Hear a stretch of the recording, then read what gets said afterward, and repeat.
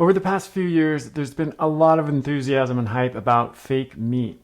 Companies like Beyond Meat and Impossible Burger have raised hundreds of millions of dollars and made a big splash in the media.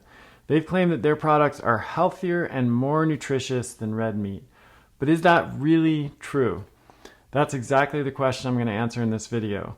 You'll learn that fake meat is not all it's cracked up to be from a nutritional standpoint, especially when compared to natural meats like beef and lamb. Ready? Let's get to it.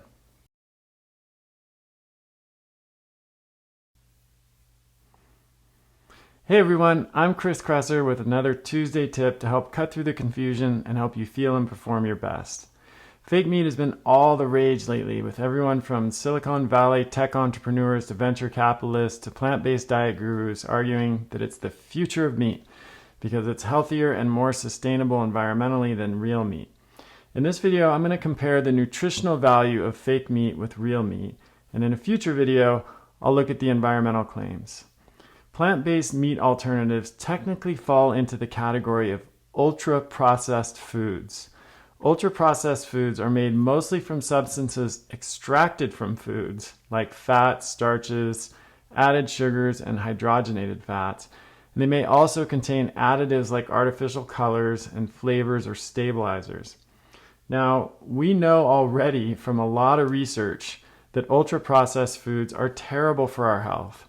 For example, a recent randomized controlled trial published in the journal Cell Metabolism found that those consuming ultra-processed foods ate an average of 500 calories more per day than people eating unprocessed foods, and that participants gained 2 pounds while eating ultra-processed foods, but lost 2 pounds while eating unprocessed foods. Let's take a look at the ingredients of two of the most popular meat substitutes, Beyond Meat and Impossible Burger. Beyond Meat's main ingredients are water, pea protein, expeller pressed canola oil, refined coconut oil, rice protein, natural flavors, dried yeast, cocoa butter, and methyl cellulose. Impossible Burger's main ingredients are GMO soy protein concentrate, coconut oil, sunflower oil, and natural flavors, but it also contains methyl cellulose, yeast extract, cultured dextrose, food starch modified, and soy leg hemoglobin. Now, a few years ago, Impossible Burger got in trouble with the FDA because their key genetically engineered ingredient, soy leg hemoglobin, which adds a meat-like taste and color, did not meet the FDA's generally recognized as safe or GRAS criteria because it's not even a food or even a food ingredient.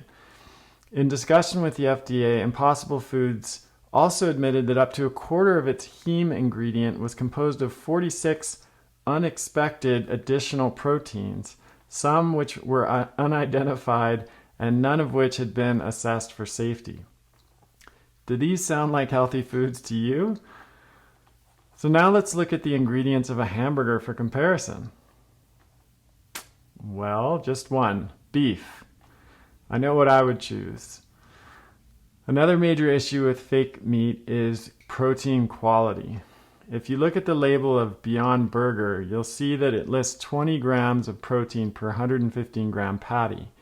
And if you read a nutrition label for a similar sized beef patty, you'll see that it also contains about 20 grams of protein. Now, it's easy to assume from this comparison that you get the same benefits in terms of protein from a Beyond Burger that you would get from a beef hamburger, but that's not the case at all. When it comes to protein, we have to consider both quantity and quality.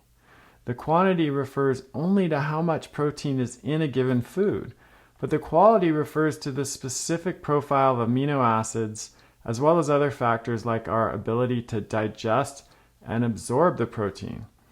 If a protein has an incomplete amino acid profile and or only a small amount of it is digested and absorbed, it is a low quality protein. With this in mind, let's see what research has to say about the quality of plant-based meat alternatives versus beef and other meats. The most recent and relevant study was a randomized crossover trial just published in May of this year called Plasma Amino Acid Appearance and Status of Appetite Following a Single Meal of Red Meat or a Plant-Based Meat Analog. The researchers fed 30 volunteers a burrito-style wrap containing either grain-finished beef, pasture-raised lamb, or a Beyond Meat burger, plus vegetables, salsa, and seasonings in a flour tortilla. Then they took blood samples and measured the levels of amino acids in the participants' blood after the meals. So I will read the results. The Beyond Burger meal produced significantly lower plasma concentrations of total, essential, branched chain, and non-proteogenic amino acids than the lamb, pasture, or grain meals based on the area under the curve. And the results weren't even close. The beef or lamb meals produced higher levels of every essential amino acid and all but one non-essential amino acid than the Beyond Burger meal. This is a really important finding because, as I mentioned, protein quality is in large part determined by its amino acid composition and how much of those amino acids we're able to digest and absorb. The fact that both essential and non-essential amino acids were so much lower in the study participants' blood after eating Beyond Meat tells us that it is an inferior quality protein when compared to beef and lamb. So even though these foods may contain roughly the same quantity of protein, your body won't respond to them in the same way. Now, of course, another big nutritional difference is that meats like beef and lamb contain naturally occurring, highly bioavailable forms of nutrients like iron, B12, and zinc, whereas Beyond Meat is fortified with synthetic nutrients that are not as well absorbed by the body. So I hope this helps in terms of comparing the quality of fake meats like Beyond Burger and Impossible Burger with real meats like beef and lamb, and makes it clear that from a nutritional perspective, there really is no comparison. Thanks for watching, and I'll see you next time.